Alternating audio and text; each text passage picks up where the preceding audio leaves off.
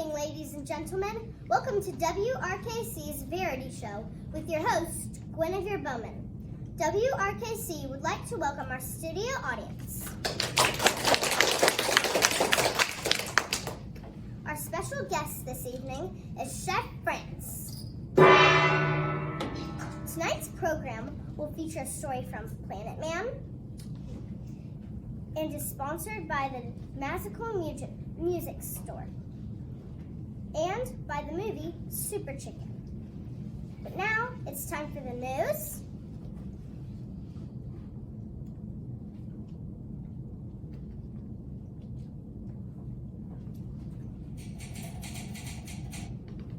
Weather and sports, along with a word from our sponsor. A new show has came out for little ones. It includes a catchy theme song. Sunny day, sweeping up, hands away.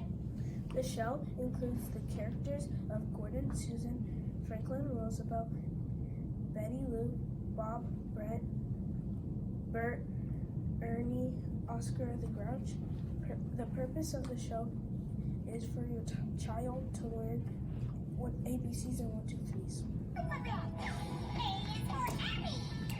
B is for bird. C is for Cookie Monster. D for dessert. And be prepared to help kids get ready for school. Yay, school! Hopefully, the show goes on for many decades. Oh, we almost forgot the name of the show. Sesame Street. And that's all for news. Have a good night. Last night we had a huge thunderstorm.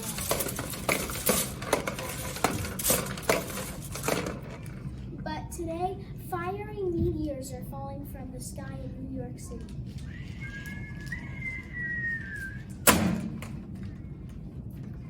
Prepare for your life.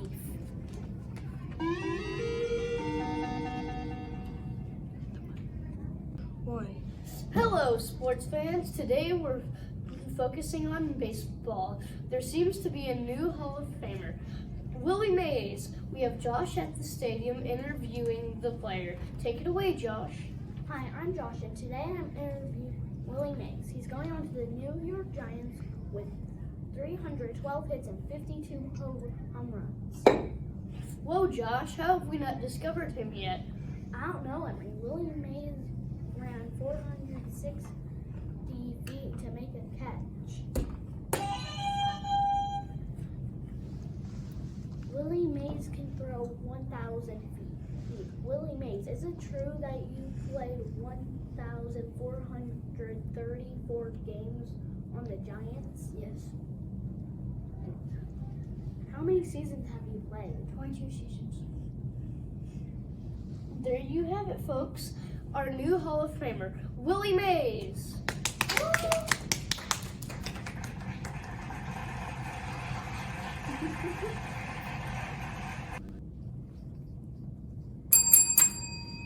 We are restocked with instruments. If you need new instruments, come on down to the music store.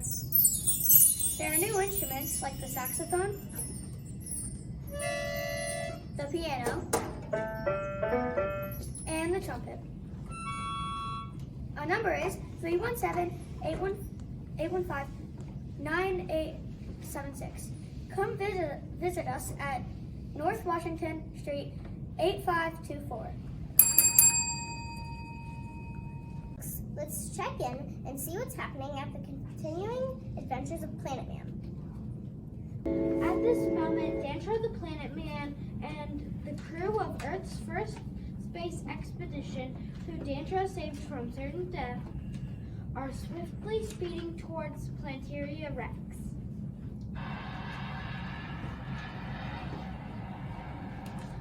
They have just gotten out of the reach of some unidentified bogey spaceships. Danville's ship, the Planetaria, is the most breathtaking engineering feat the Earth's people have ever seen.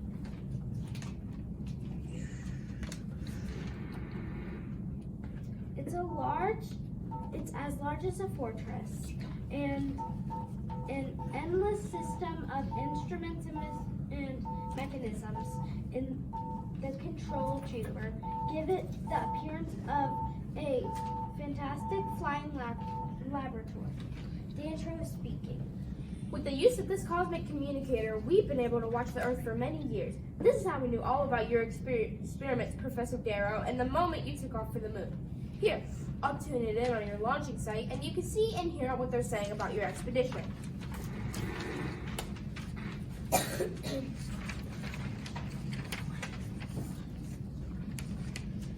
Look, Professor, it's Charlie and Dr. Steele. I can't believe they didn't make it. Professor Darrow seems so sure. The scaffolding fire just before launching must have caused some trouble we never figured on. It's bad enough losing the three of them, but it looks like these two kids must have gone along with them. They were here 1 minute and gone the next. One of the workmen saw them near the rocket platform before the fire broke out. I'm afraid I'll have to cut off the communicator. Now, you see, I must keep it clean for incoming messages.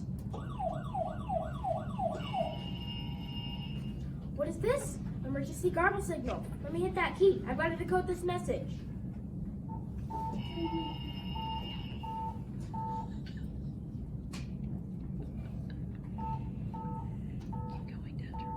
This is Dawn Show.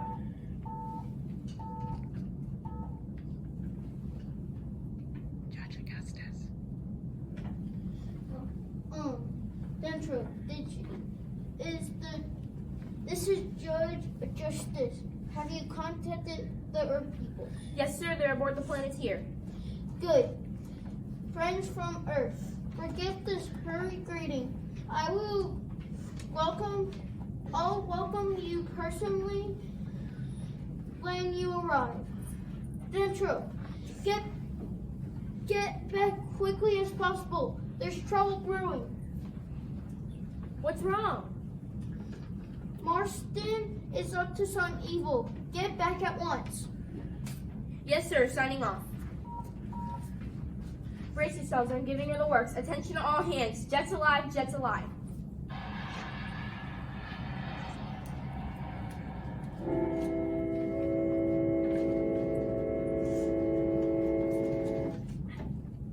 Sandro, how fast are we going? About 5,000 miles per second. Incredible! Say who's this fellow? Say who is this fellow Marston? He sure gets a lot of fast action. Well, I guess I better explain a few things. You see, the League of Planets is made up of all the inhabited parts of the solar system. Mercury, Venus, Mars, and some of the moons on Saturn and Jupiter. Dantra, there's a red light right blinking on this port panel. What does it mean?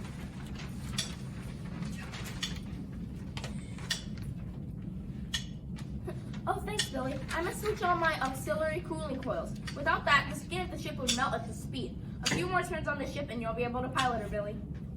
Oh, I'd sure like that.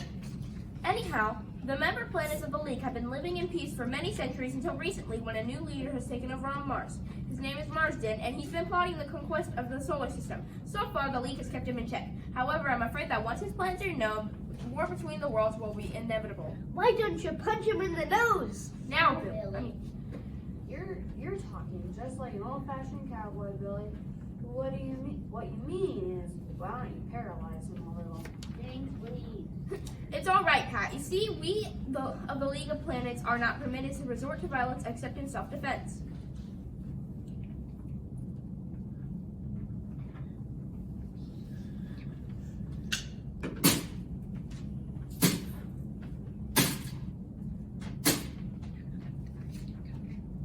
Let's not worry about Marsden now. That's not your problem.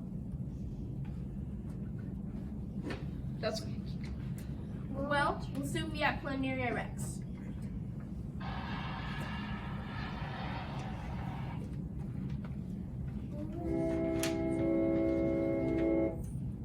We'll return to this exciting story of Planet Man in just a moment.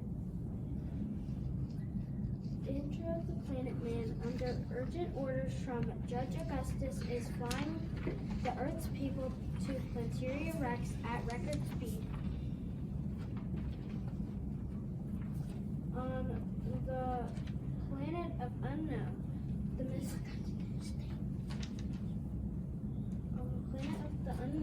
the mysterious planet Mars. Certain planets are taking shape, which can only mean that Marsden, the dictator of Mars, is up to some foul play.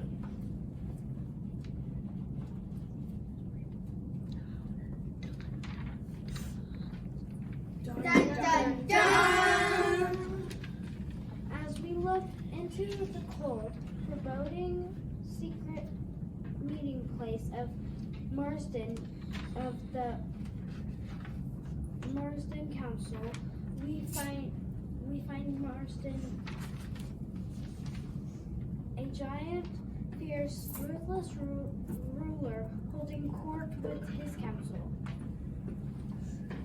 Behind Marsden, you can hear a small, ugly, and weird creature. His Martian flying cobra, Dina. It's Marsden's only means of protection. This creature has the power to warn Marsden of any impending danger. Marsden trusts no one, and FEMA is consistently with him. Listen. Marsden. Can I count on no one? Must I conquer the whole solar system alone? I must have to be. They must strike before the other planets suspect our plans. Before they know it, Marsden will rule the solar system. What are you doing there? As soon as our ships return with the crew of Earth's first rocket ship, they should have reached there by now. Once they are our prisoners, we can move from there. And eminent Professor Dalo, we can learn much to help us conquer the Earth. Then, with the Earth's resources and their people as our slaves, we can defy the leagues of the planet. Marsden, we had just arrived word from our ship. They found the Earth ship. Good. But the crew's gone. Danville must have reached them first and believe they are on their way to planet X. Rex. Emma, you're the only one who understands and protects me. And as for the rest of you, my trusted counsel, you will learn that when Marsden wants something done, it will be done. How can we keep them from reaching Planetary Rex? Tara, my most brilliant and eminent scientist, what would you suggest? And I warn you, think well on this answer. Marsden, we must not betray ourselves in open violence. Our astronomers have discovered a flight of asteroids in the vicinity of Planetary Rex. By using our new gravitational repellers, we can direct these asteroids into the path of Dantro's ship. Yes, but won't they be able to avoid them? You know only too well that Dantro's ship is equipped with deflectors. It will be impossible for any deflectors to deal with so many asteroids at the speed of which they are traveling.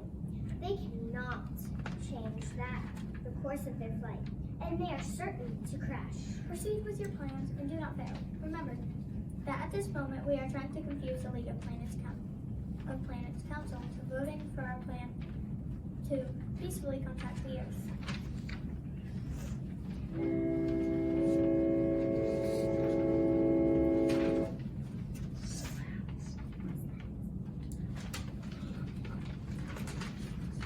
What's up?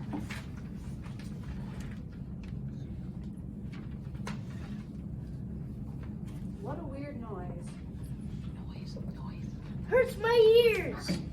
What's this? I can't understand it. We seem to be running into a field of asteroids that shouldn't be in this area. Won't your deflectors take care of that? The deflectors will take care of any ordinary obstructions, but there are hundreds of asteroids ahead. My latest report from Central Control shows them to be 3 million miles away. It's impossible, but there they are. Is there danger? Can we go around them? We're traveling so fast it's impossible to change course that much.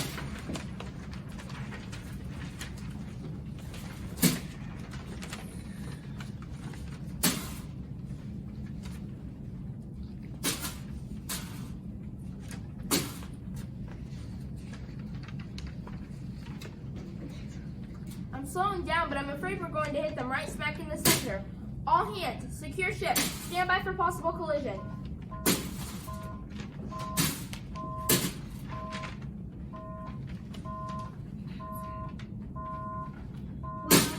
Dancer the Planet Man and Earth's people seem to be in quite a spot.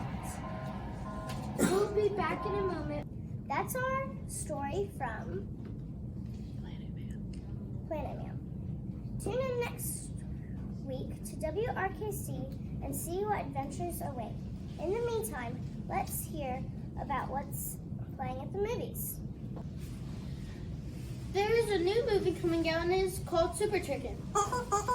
Now I will tell you a short clip of it. A long time ago, it was thundering and raining. But then a chicken came and the rain was gone. And while the chicken found a frog being mean to a goose, suddenly the chicken found the button and pushed it. And it sent the frog flying into the sky. If you want to know what's next, then check the movie out at the theaters. Thank you for that lovely commercial. Now,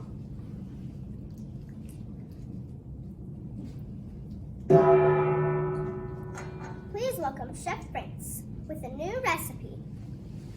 Today we will be baking 10 chocolate chip muffins. While we teach you as well, make sure to follow instructions so you can bake chocolate chip muffins. First, add 1/4 cup of milk.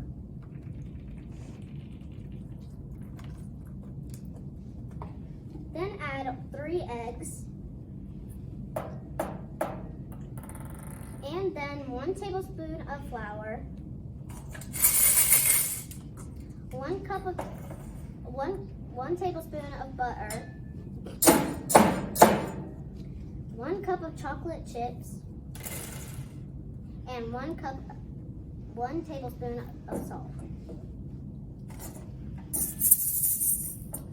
Put in the oven for 25 minutes.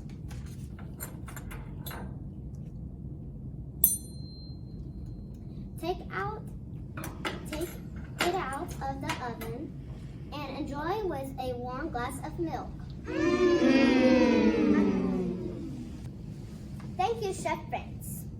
I'd like to take this time to thank our good friends at the Magical Music Store and Super Chicken. Their contributions help us bring you this show.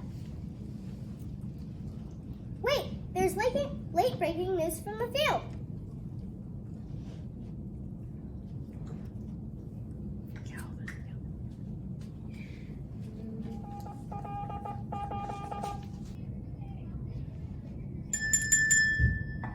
Welcome to This Just In. Let's get a story from a friend in Texas. It was a very hot day here in Texas, and then all of a sudden it started to hail. People were leaving the state immediately on planes and trains. But that wasn't the biggest problem. The hail was knocking over sleeping animals like baby chicks. The police were racing in to help with this.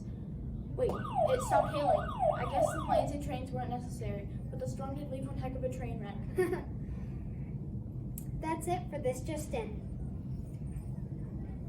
And there you have it, folks. Ladies and gentlemen, this concludes our broadcast for this evening.